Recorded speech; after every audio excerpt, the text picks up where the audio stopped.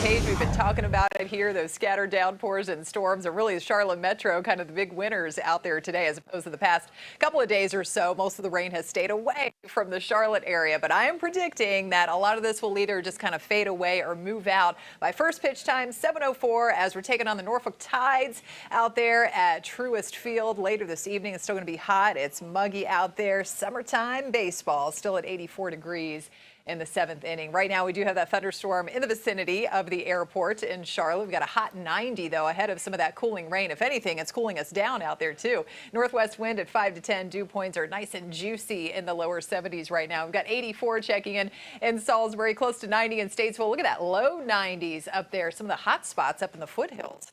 Late this afternoon, we're at 90 in Lancaster and 91 in Wadesboro. Let's check out where the rain is right now. And I want to point out, too, these storms, scattered downpours, thunderstorms, not really moving much, just kind of sitting there. Much lighter showers northeast of Mount Pleasant and down through Georgeville in that southern part of Cabarrus County. But we have this strong storm that's been just really pounding down with that torrential rain and frequent lightning. So please keep it inside right around the university area. Looking at Highway 29 and Harris Boulevard here and heading north along that stretch of I-85 through northeast Mecklenburg County. So we're getting a bit of a break for now in uptown, but we do still have some more moderate to heavy rain back off to the west.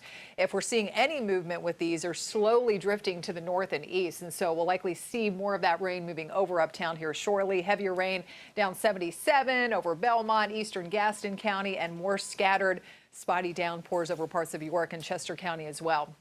So we'll see some of these lingering right on through 8 o'clock or even 9 o'clock this evening. Otherwise, if you're not seeing the rain, it will remain partly to mostly cloudy, temperatures on the warm side in the 80s.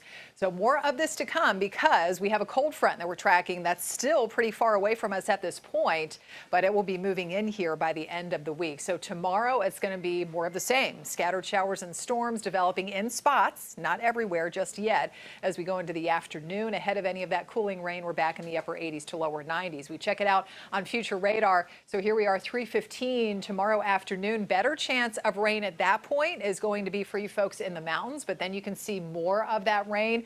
Embedded thunderstorms spreading over the Charlotte area off to the east as well.